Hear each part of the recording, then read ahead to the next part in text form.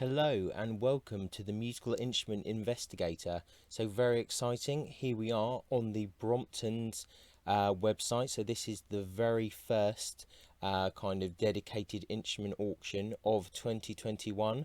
So very exciting indeed. So Brompton's, like a very well known auctioneer in the kind of musical instrument world, has been going for over 30 years, quite a lot of expertise. This should be an interesting auction. So if you're interested about Brompton's, just kind of have a look at the about page, read up a bit about them. You can find all the information you want to know. I believe this works a bit like some of the other websites that you kind of sign up. They take some bank details, verify kind of what you're doing and everything like that.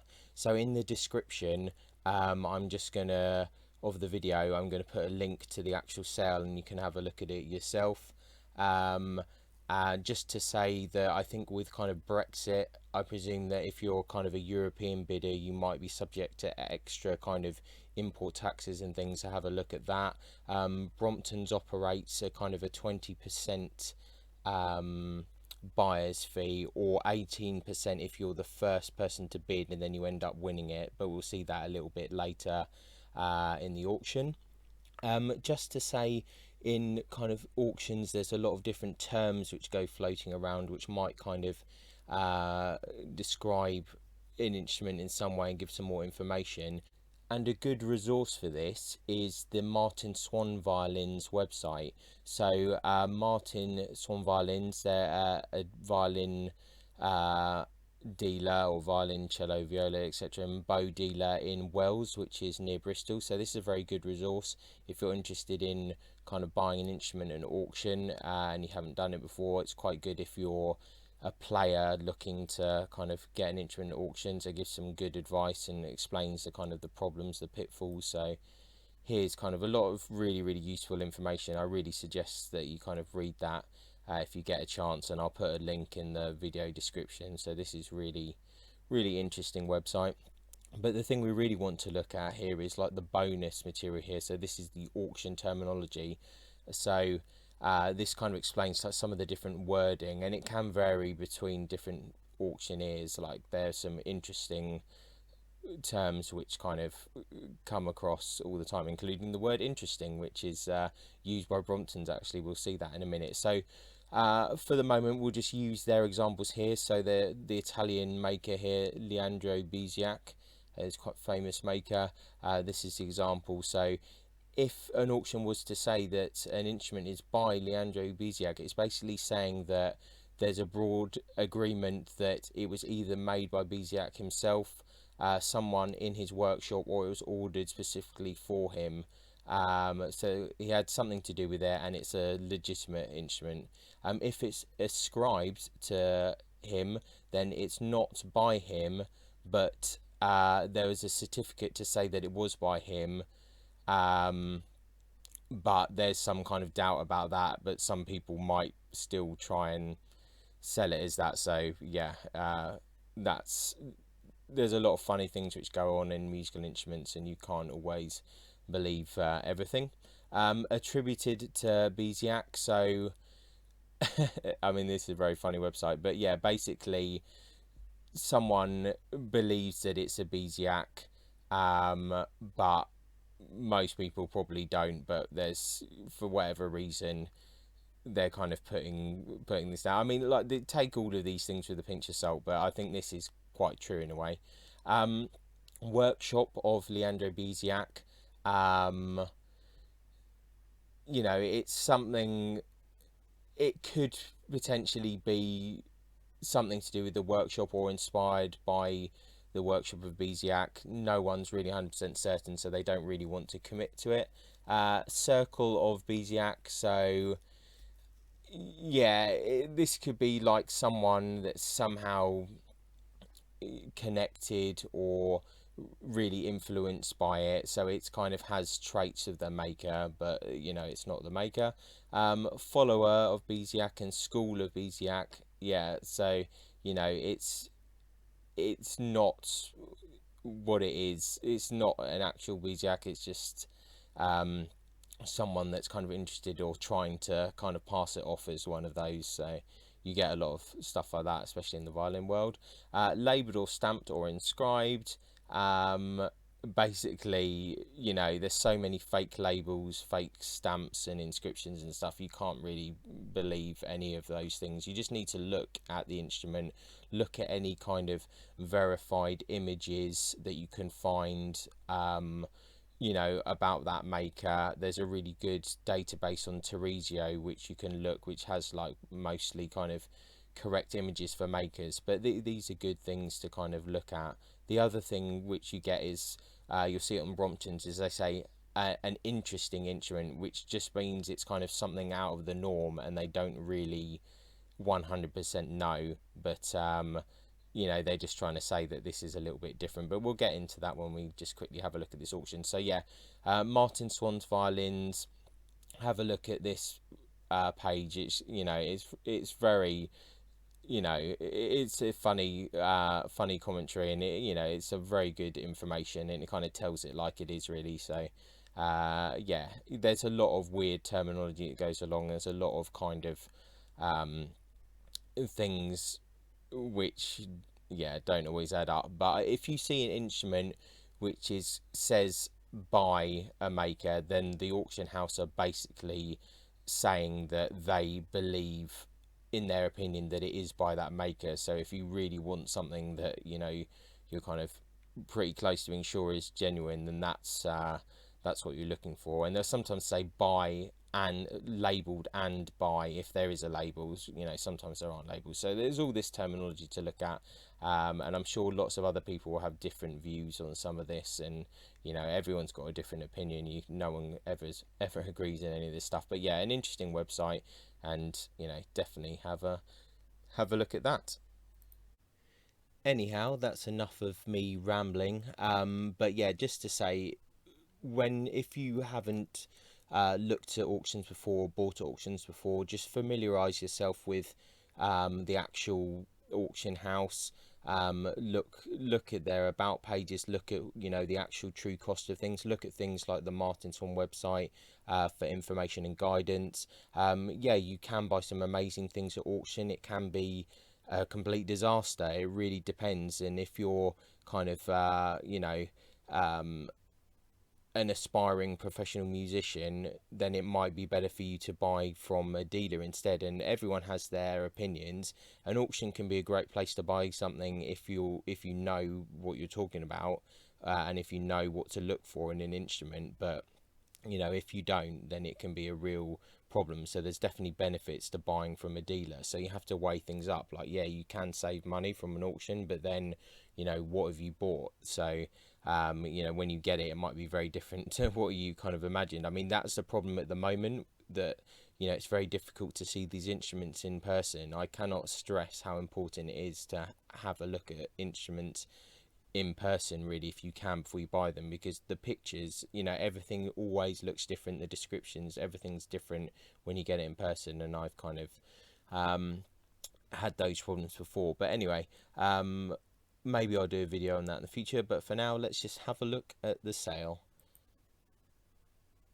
So, okie dokie, here we are. So this is the Brompton sale. So this is going on from the 13th to the 22nd of January 2021. So yeah, this is, the bidding is open now, and then it will finish kind of on the 22nd of January. Usually you get a few bids in early, then it goes a bit quiet, and then near the end all the kind of bids kind of come in. So let's just see how many items there are so far. 194. I have noticed that sometimes with Bromptons, they might add a couple of extra instruments, like after a couple of days, if they get some late kind of people. It has happened before, but perhaps kind of not at the moment. So yeah, you can just kind of have a look at the website. It gives you, here you go, a bit of information. That's if you're logged in. I haven't got an account here, and you can kind of change how you look at these items. So I mean, let's quickly try and skim through all of them in the pictures and just kind of see see what's going on. This is just, you know, an initial kind of quick look. I always find with, like, especially Bromptons, I have to kind of look over this auction about 4 or 5 times to really kind of get a grasp of like what I'm kind of looking at, because I'm not an expert, and sometimes I have to look at pictures again and think, oh, actually maybe that's more interesting than I first thought. So let's just kind of look at the first item, and we'll just skip along in the next lot. So here we go. As I said earlier, so the buyer's premium is 20%. But if you are the first to bid and then end up winning, then it's 18%. What's really good is that they have this kind of bid calculator here, so it kind of shows you the premium and what you pay. So if you were to win this at 1800, then you got the 20% premium. That's unless you get the 18% if you're the first bidder and win it. And then it shows you the kind of the tax basically. What's this? So yeah, so you know, there's all sorts of things that you get. So there you go. It was 1800 would be the bid, and you'd end up paying 2232, and that's before shipping and things like that. But that's really good that it's like quite clear like that. Gives you all the information here. So here's a good French silver mounted violin bow. So they are possibly workshop of Grand Adam. So you know, they don't know, so it's possibly a workshop of. They're saying that it's a good silver mounted bow. So if you just hear, so they're saying the estimate's 2 to 3,000. There's your 20% buyer's premium. Descriptions here: round stick, the later frog and button. So the frog and the button are, you know, not original, so that's going to affect the value. Then you got here workshop of Grand Adam, so you could click on that, and then it kind of, sometimes it gives you information about the maker or other things, sometimes it doesn't. Gives you the weight, obviously it's very important for violin bows. So here, condition, stick good, nose of head shortened, handle with considerable wear, frog good. I mean, this not sounding that you know, amazing. So they're saying head shortened. Yeah.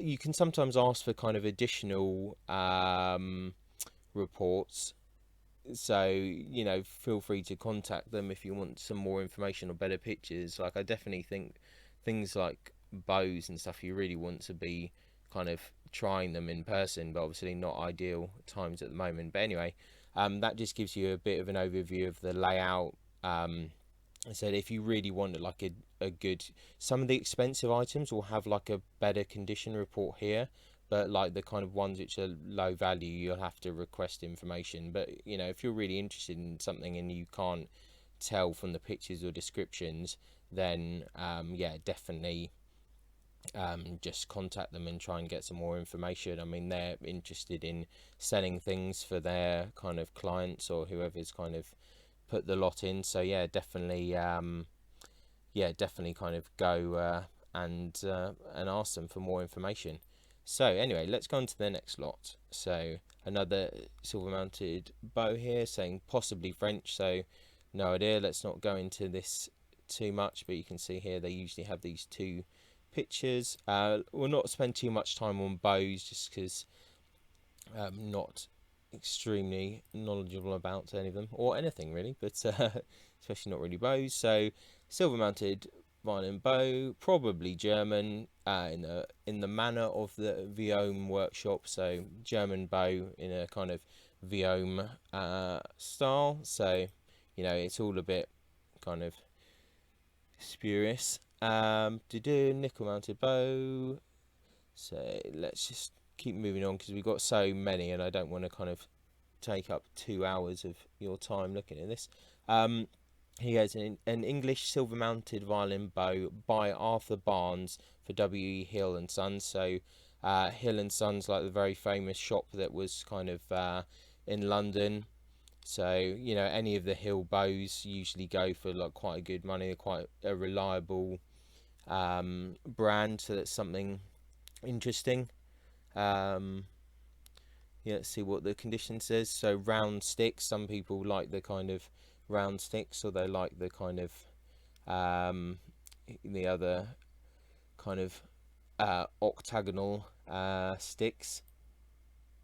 people have different opinions and preferences about round or octagonal, etc. I don't really have any comment. I'm not being a kind of professional musician, but yeah. So stamped W Hill and Sons. Yeah, not much information there.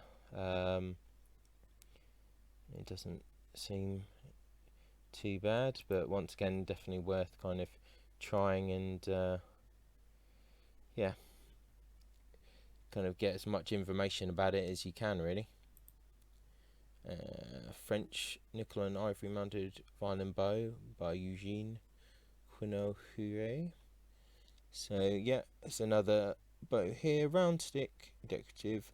So it has a certificate from Raffin in Paris, and I think that these a lot of the bows sold in France at auction, they have to come with like a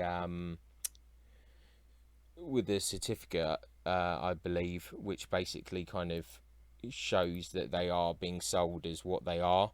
So you'll find quite a lot of bows, I think, with these kind of Raffin certificates there. So there you go. It's talking a bit about CITES here and kind of exporting,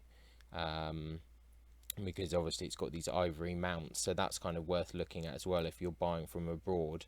You know, the CITES kind of documentation outside of the EU. So I don't know what's going to happen now with Brexit and what's going to happen with kind of importing, exporting. I presume that the UK will kind of stick to mainly the EU regulations at the moment, but maybe that will change. Anyway, to the next bow. Yep, let's do another German violin bow. We'll just go past a few here. Yeah, if it's not too interesting, just because you've got so many things to look at. If you know, do tell me if there's other things that you want to look at in the future. So here we go. So a silver mounted violin bow, possibly by John Dodd. So John Dodd, like quite famous, like English bow maker. So stick very good, frog good with one restoration, nickel and ebony button later, recently rehaired. So possibly by John Dodd, not sure. So another interesting terminology there. The German bow is a contemporary Baroque violin bow. So unstamped. I mean, that is possibly a Chinese bow. There's a lot of these bows around, but you know, you'd have to look at it in person and see. Let's see, got the different wording attributed to Lamy there. So we won't spend too much time on this. Another probably by John Dodd bow there. So you should see the pictures, so you can kind of, yeah, you can zoom in. Like, it's not too bad. The details are kind of are okay on this. Let's have another look. So another German bow, nickel mounted. Yep. So I'm just going to skip past a whole load of these. I should probably get rid of this. It's a pretty annoying banner which comes up every time. Yep, Nicholas Simon, another well-known maker. So another kind of ivory mounted bow, possibly school of Peugeot. So there's a lot of kind of possibles in this auction so far. I mean, this is a general sale anyway. It's not like a super specialist sale, so it's not going to be anything too ridiculous. So let's go past this. We're on lot 23 of 194, so I think we need to kind of speed up a little bit, so otherwise this is going to go on forever. So it's another, yep, another bow. Let's see. So here we go. There's just a bow stick on its own without a frog. So you sometimes get things like this, especially in the auctions that are kind of like the parts auctions. So silver mounted violin bow, possibly English. So some more details. Sold with 2 additional bows, 1 stamped Bausch. So I mean, wow, that is sometimes the low, you have to ignore my poor internet here, but I mean you can kind of see that this is, wow, that's some bizarre wearing and contortions to this. I mean, wow, that's been, it looks like it's kind of worn right through the stick there into the mortise. I mean, that's interesting restoration for someone, but yeah, curious. Get all sorts of things here. Let's just carry on. It's another kind of Hill and Sons bow. You do get quite a lot of the Hill and Sons bows. Let's carry on. Let's see if I can. It's a shame it keeps on bumping up a bit, but we see a bit of that. Let's have a look.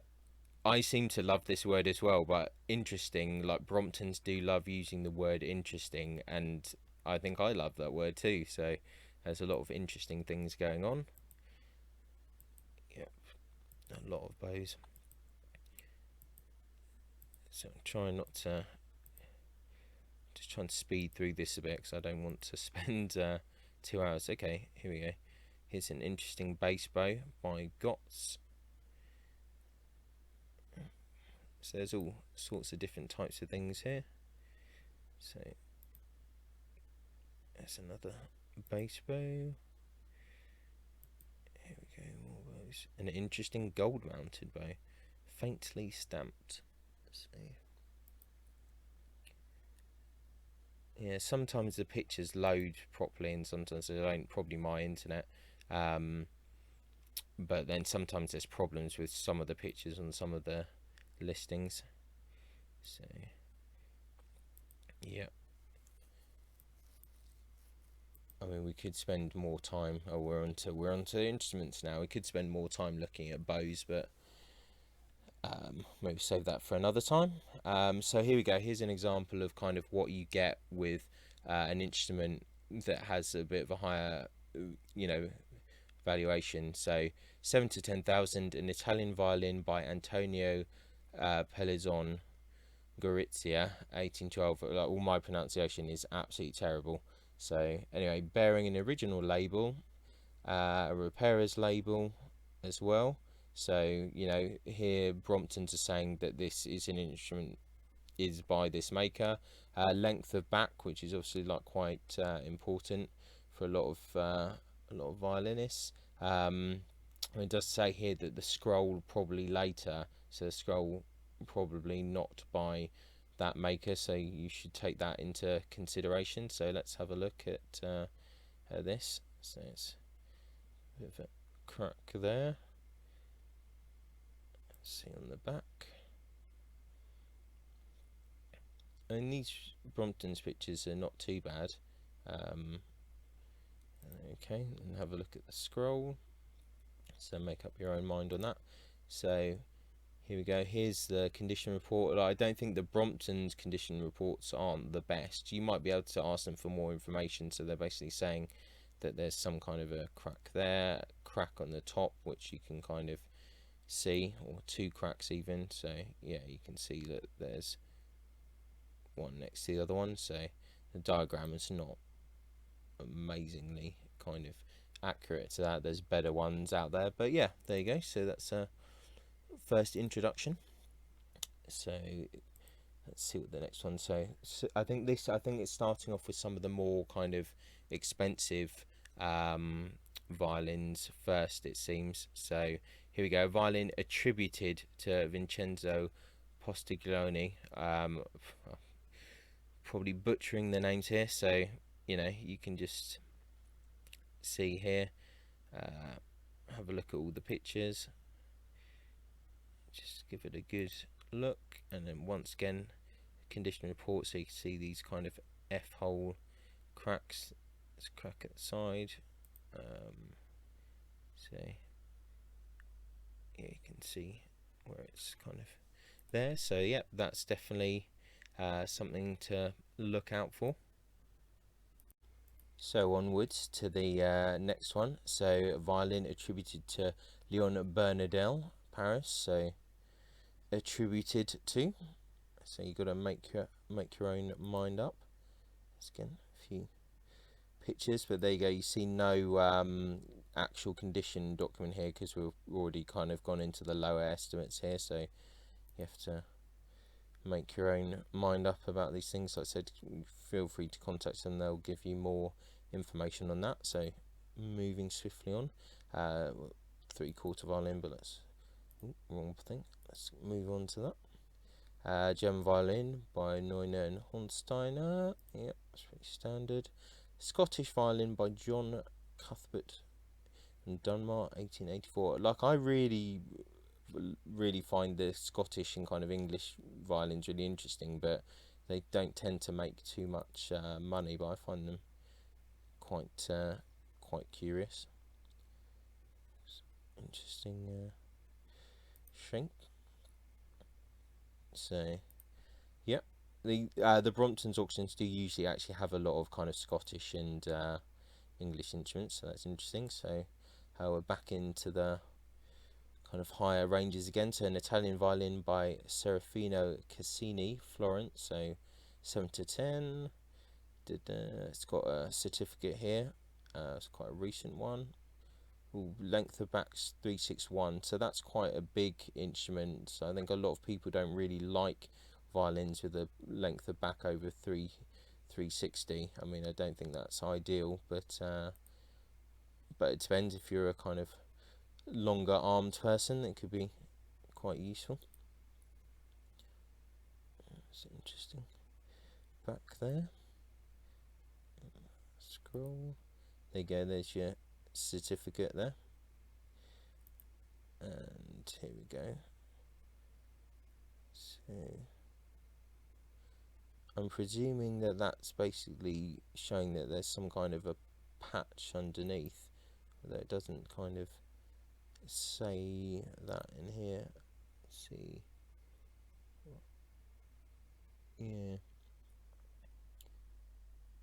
Yeah, I presume that that's trying to say that there's, I don't know if that's trying to, I'm not that au fait with reading these diagrams, or if it's trying to say that there's like a soundpost crack with a patch, perhaps.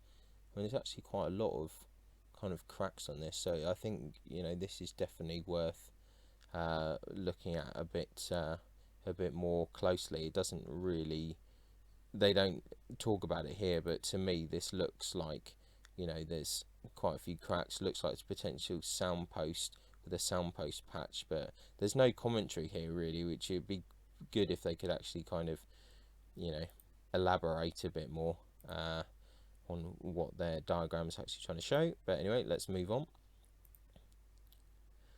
An Italian violin by Donato Rubino. So some more contemporary Italian violin. Not so high an estimate. Good condition apparently. It's quite a striking back there. Oh, that's interesting. Scroll slightly different. Looks like quite wide and then kind of curls in quite tight. Interesting. Oh, here we go. So an English violin circa 1865. So these are the things that I really like. Unlabeled, stamped T-Bert below the button. Length of back 357, repairs to table. So these I've just find really interesting, like these old kind of English violins. I just find them quite curious. Kind of interesting like colour. I think I need to stop saying interesting, but I can't help it because that's like one of my favourite words. Interesting or intriguing. Yeah, I mean,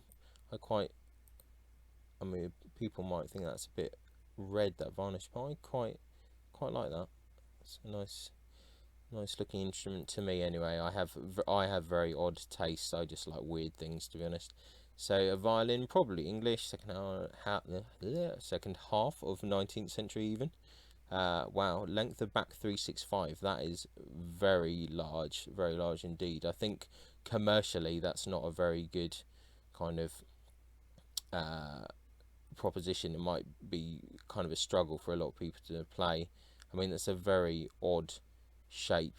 Looks very kind of, you know, amateur made. I mean, yeah, it's, you know, it has its charms, but I think not for me personally.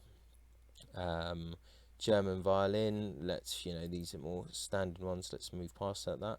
An Italian violin by Massimo Negroni, Cremona, so it's another contemporary one, has a certificate from the maker, good condition, yeah, I can see quite nice workmanship there. Yep.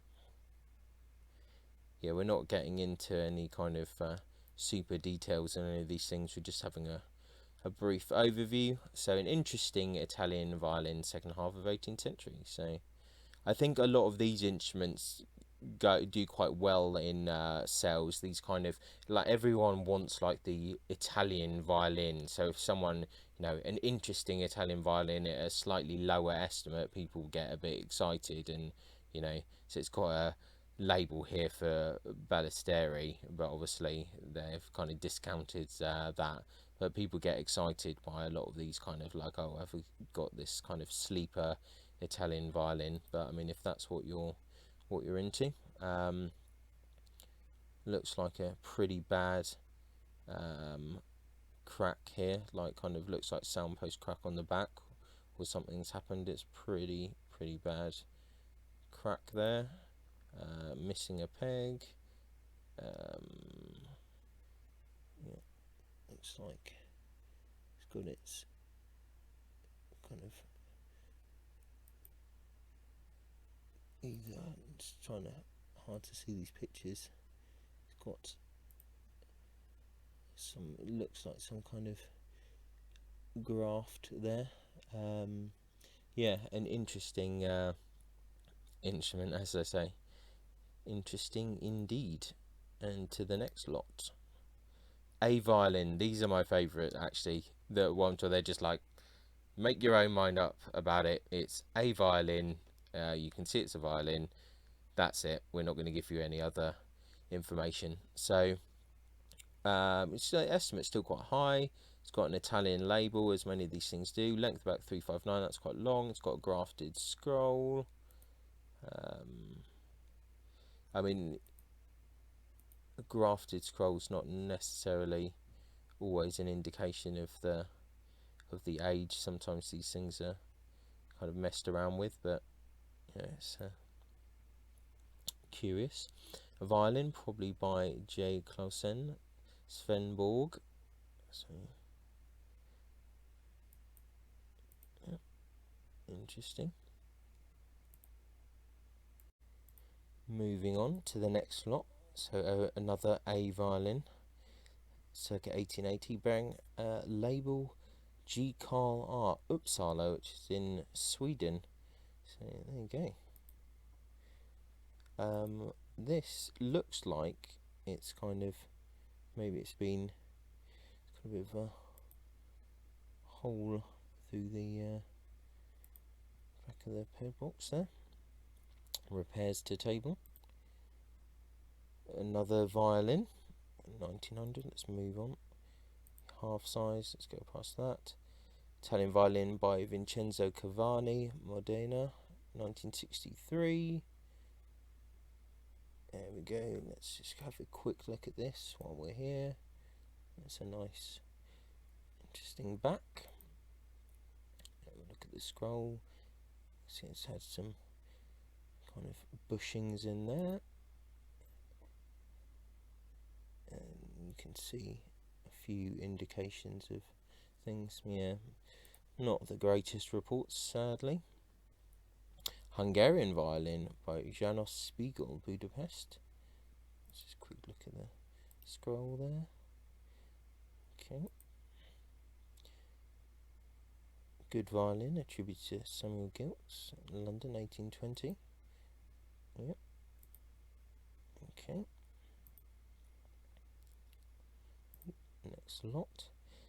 Possibly Italian, so this is another one which will be popular with the people looking for an Italian instrument. A table possibly by a later hand. So it's quite plain. Okay. Another violin. Length of back 361. We'll just carry on because otherwise we're going to be here forever. Let's carry on. English Violin by J. Danks Dudley.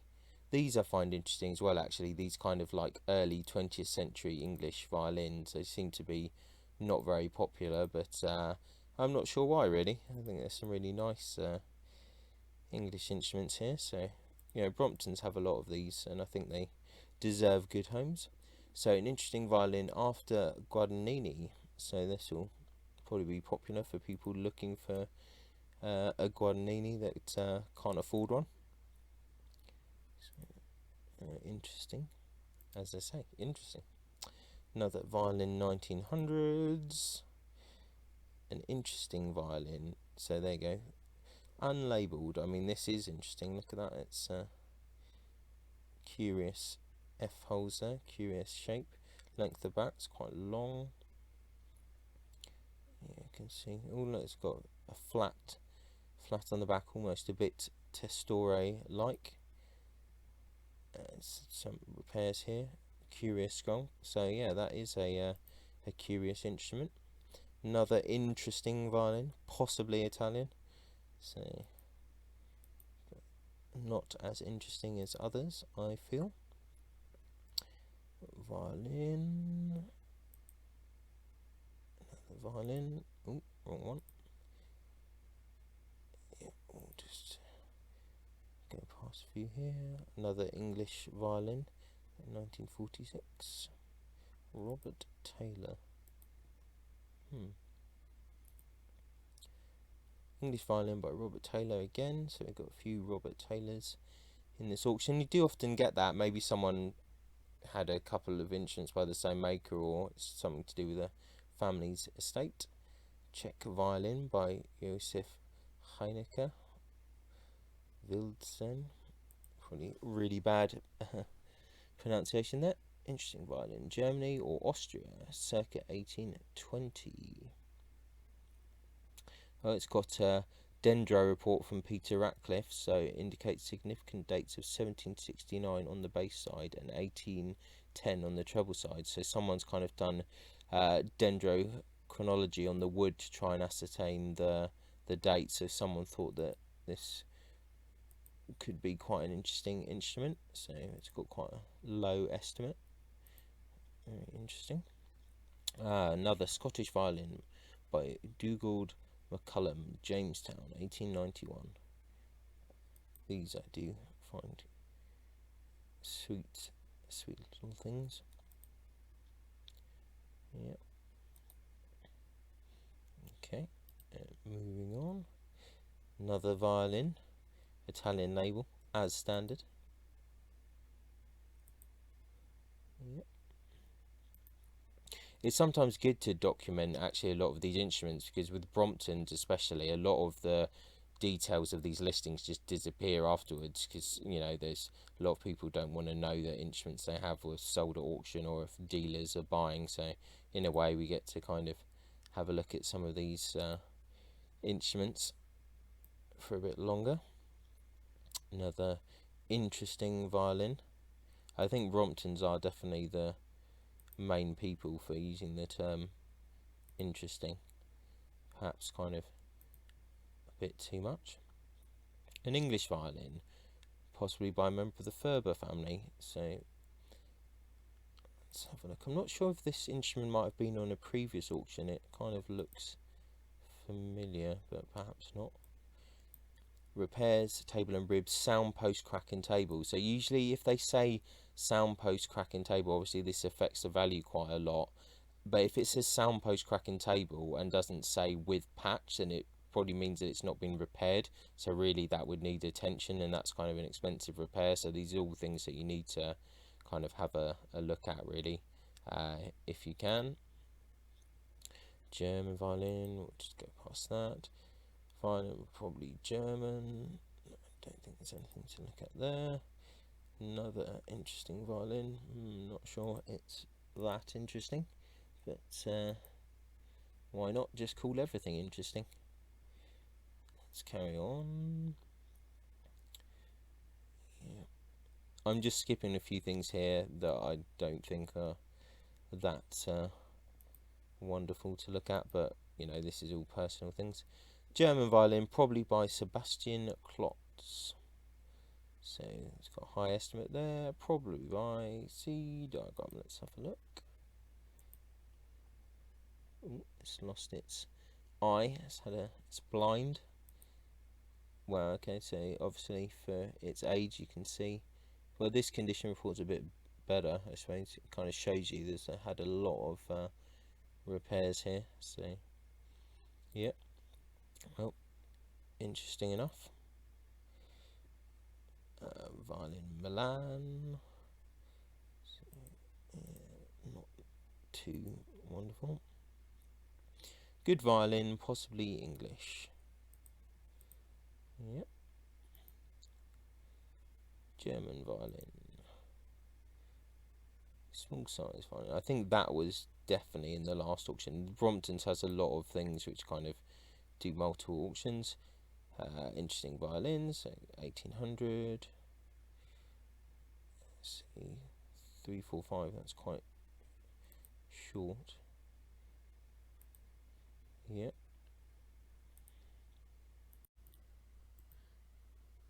French violin, attributed to and probably by Paul Maginot. Mirecourt. French violin. Italian violin by Abele Naldi, Milan, 1979. So, see. Nice crackling. Okay. Right, this violin has been in the auction like at least the last 3 or even 4. A Bohemian violin by Joseph Wasserman. It says seems to have the original neck. Yep, repairs to table, ribs and pegbox, worm damage, soundpost cracking table with patch. So, yeah. So there's this. You can see the soundpost crack here, and there's supposedly a patch to it. So this is kind of a setup for Baroque, missing a peg and a string. Yeah, this is just not selling at all. You know, it's got some worm damage, and I think a lot of people really kind of do not like instruments with worm damage. Always a bit cautious about them because you can hard to tell really how far the worm damage kind of goes inside. But yeah, you can see here it's got usually these kind of dark marks and stuff. I guess it depends on where the worm kind of was really, or where the woodworm where the beetle was laying its larvae and stuff. But yeah, I mean, I think this is quite a nice looking instrument, but I'm not sure on what you know, the value and stuff like that. But it looks kind of nice to me, but it's not selling. English violin, another member of the Ferber family. So yeah, there's a few of these kind of Ferber family English violins that are going around. Italian violin, School of Biziac. There we go. It's a bit like our reference material. School of Biziac. Yep. Good French violin by Colin Mazar. An Irish violin by Perry and Wilkinson, Dublin, 1807. Yep. Bromptons always have at least one Perry and Wilkinson violin, if not kind of more than that. I really like these. I've got one myself actually that definitely needs some work. But so this is kind of Irish violin, made in Dublin. So you know, Thomas Perry and William Wilkinson. William Wilkinson was the son-in-law of Thomas Perry, and they kind of got together. Thomas Perry was a violin maker before, and I believe his father was before, but at some stage Thomas Perry and William Wilkinson joined together and made this company, and they were quite prolific. They made, I think, about 4,000 instruments. Usually have a brand at the back. Yep. So you see Perry Dublin, and then you can see it's usually a number stamped. So Yeah, interesting instruments. I think that William Wilkinson actually made some instruments while he was kind of training with Thomas Perry, which just bear his kind of brand or label, but there's not very many of them about, but there are a few. You can see that it has a kind of a neck graft there. This actually looks quite good. Well, it has the sound post crack in the table, and it's had a few repairs to the back, but this looks a lot better than some of the ones that I've seen. The one that I have is in an absolutely terrible state, really.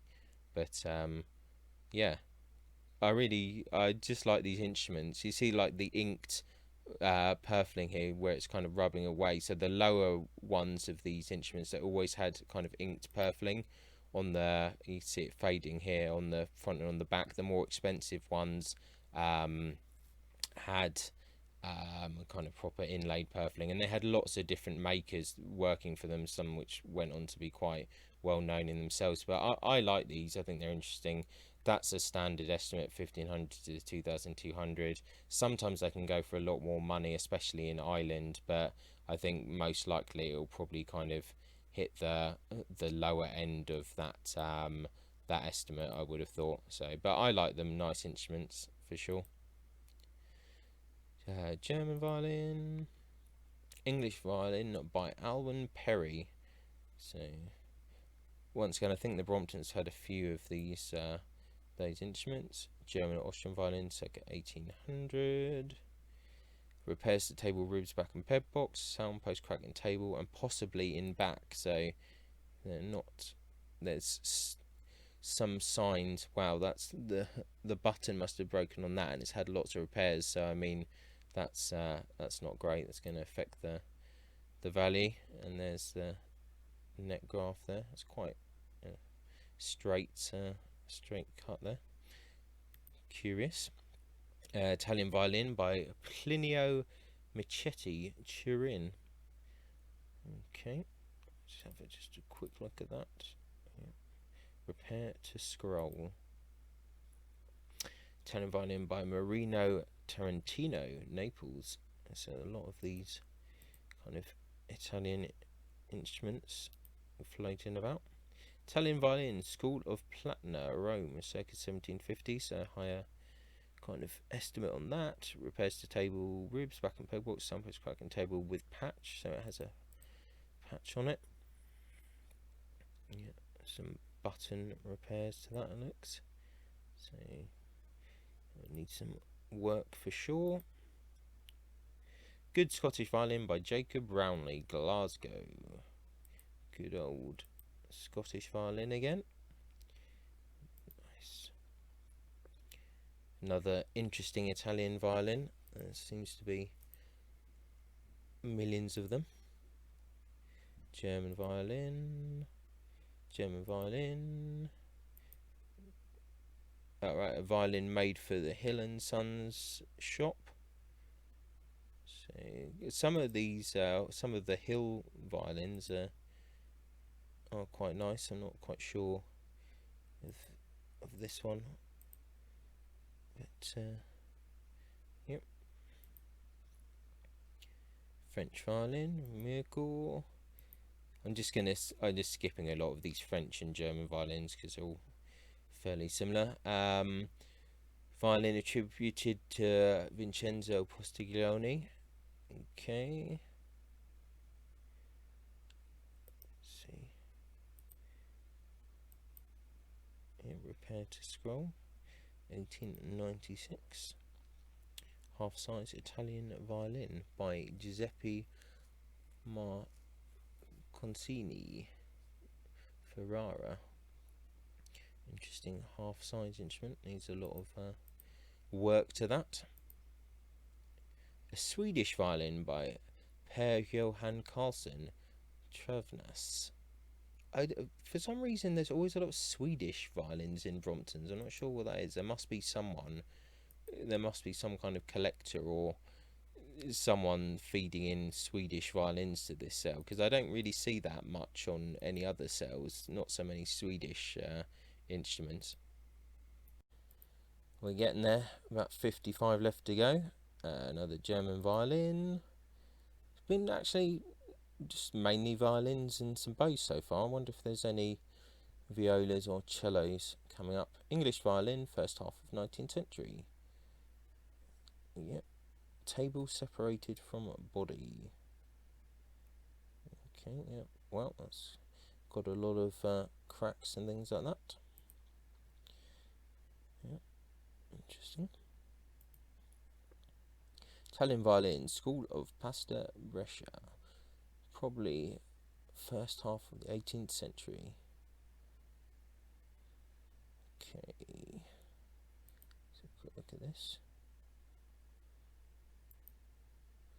Well, I mean, it's had a lot of repairs and things to it, so it looks like it could have some worm as well as breaks or odd glue, so I think that definitely, yeah, they're back in Pobox worm damage. I think that's pretty bad actually on this.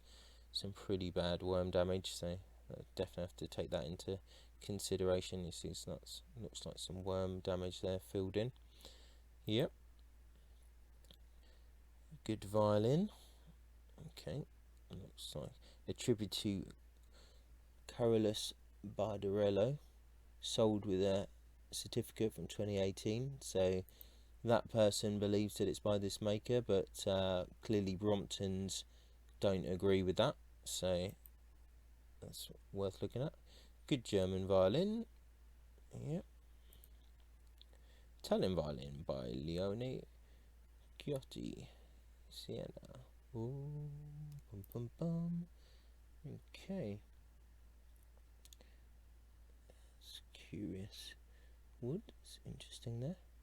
Sold with certificate of Florian Leonhard, London 2020. So the big famous London dealer. So that's a recent purchase. So that's interesting.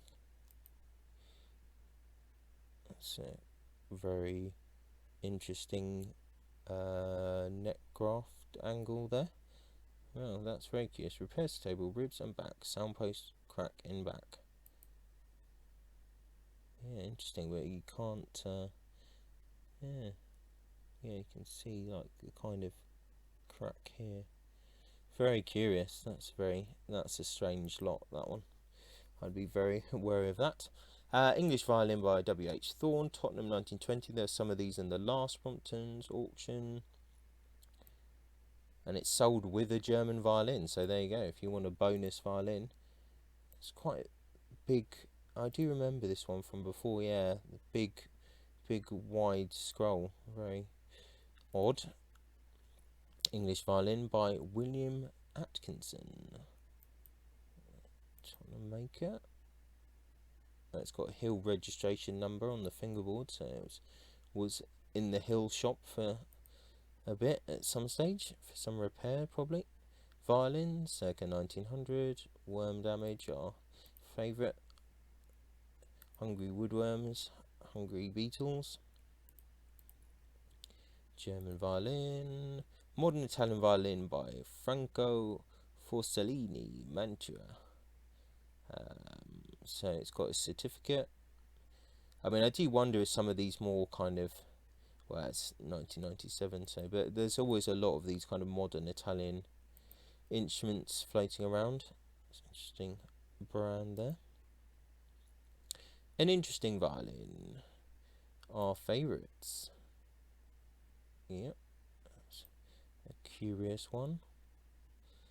Yep, it has some peg bushing. There's a split there. Yeah, quite interesting how these pegs are so close together there on that scroll. Violin attributed to Giovanni Battista Morassi, Cremona, 1996. So even some of the newer instruments, it's difficult to prove who actually made them. Good violin, 19th century. Yep. A violin. Excellent. Oh, some more bows. Viola bows. So maybe we might actually see a viola. Let's see. Another School of Piquet. It's slightly older bow there. Frog and button, possibly not original to the stick. Stick good except for grain lifts 5 inches after lapping. So, yeah, some problem, a little bit of problems there. Interesting, we'll not spend too much time on bows. English silver mounted viola bow by Lawrence Cocker. German viola, violin or viola bow. Yeah, that's actually interesting because sometimes, like the bows, and I've seen it before, like are so like dimensionally and weight right on the boundary, like the upper limit of violin or the lower limit of viola, that they could work for either or. And sometimes, you know, you'd have like a violin player might favour a heavier bow, a viola player a lighter bow. It's really, yeah, you do sometimes get these bows where it's just really difficult to tell what the maker actually intended its, you know, true purpose.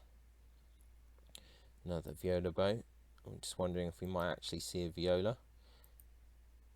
You know, well, we still got kind of a few more items to go. Here we go. An English viola, School of Hill, circa 1780. Repaired to table back box. Yeah. So finally we see for the viola players, you get to see a viola. So not that many about. Contemporary Italian viola by Lorenzo F. Guardo. That's a contemporary one. That's very, wow, that's very bright. On this screen, this is, wow, this is actually doing stuff to my eyes. This is so bright. That's very orangey. Okay. Another possibly or probably English viola. Another German viola.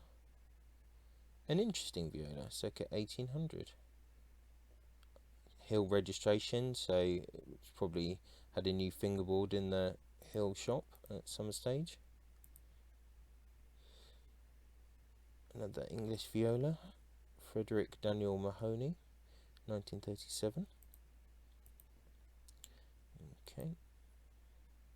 A viola, good to know. German viola. An Italian viola by Angelo Bontempo, Venice. Okay, 3 to 5,000. Yep. An Italian viola by Lorenzo F. Guardo. It's Lorenzo again. 2007. Yeah, not quite as bright as the other one, but still quite bright. Excellent condition. That's good. English viola by J.D. Nicholson, Bevington, 1996. Old English viola. Okay. Contemporary Italian viola by Roberto Ignesti, Florence, after Ansaldo Poggi. See, very good throughout. Excellent. French viola, Joseph Nicolas Leclerc, Paris. It's got a certificate there from Milan. Probably quite good. A viola. Ooh, we're getting close to the end. An English viola by Jan Kondowski, Birmingham. Small crack in table. That's not too bad. More bows, cello bows. That means that we might actually see some cellos. Not many, clearly, because we're near the end of the listing. Lewis Thomason. Nothing. Penzel. Very good throughout. It's quite interesting details. Cello bow. A cello. Whoa, a cello attributed to Eugenio Sega, Venice, 1920. I'm just absolutely butchering these names so much. Repairs to front ribs, minor repair to back centre joint. Oh, it's quite tiring going through all of this actually. Another cello, probably German. A cello, circa 1900. There's no other odd instruments at the moment. Maybe there's a few in the last few lots, or maybe there's none. Sometimes you get all sorts, mandolins and stuff like that, but looks very much bowed stringed bass. An English Baroque style double bass by Martin Morris, Cumbria, 1984. Nice. Nice tuning mechanisms there. I do like a good good mechanical tuner on a bass. There's some very nice ones out there, like the industrial look. Oh, here we go. Yeah, a Bowlback mandolin by Pascale, Pecoraro, Arpino, circa 1950. I do not know anything about that maker, but that does not look particularly exciting to me. An Italian quinton by Giorgio Corsini, Rome, 1956. Yeah, interesting. You don't often see too many of those. Interesting carving there. A Japanese 12-string guitar by Mugen, Mark 1. Yep. Nothing too exciting here. An American calf-top archtop L5 model guitar by Gibson. There you go, Gibson. Yeah, nice. Nice L5. All parts original. Old refinish. Sold with original fitted hard case. Yeah, well, I mean, you'd have to look at it in person and just see what state the neck's in and stuff. It looks fairly okay, but it needs a bit more investigation there. We're getting towards the end now. A book, Master Italian Violin Makers, I presume that is, by Walter Hammer. He was a big German dealer. Interesting. And I think this is the last lot for the moment. Ooh, an oblong case by Luis Negri. Well, there you go. Nice to finish on a case. And that seems to be the end. So yeah, we've basically looked now through 194 different items very briefly, or probably not brief enough for most people, but yeah, well, no one's seems to have placed a bid on it yet, because there's nothing seems to have come in here. No, usually they go kind of like bold if they've been bid on. So yeah, quiet so far. We'll yeah, see, hopefully it goes well for Bromptons and the people that have consigned. So yeah, that was the first big auction of 2021, and hopefully there's some more to come, and I'll try and speed up next time. And if you have any comments or spot anything I said incorrectly or any information you want to pass on, let me know. If there's anything else you want me to include next time, just yeah, let me know and we'll see how it goes. So thank you very much for watching. Many thanks for tuning in to the Musical Instrument Investigator. I hope that you enjoyed the video. If you did, then please like, subscribe and turn on notifications, and watch out for the next video coming soon.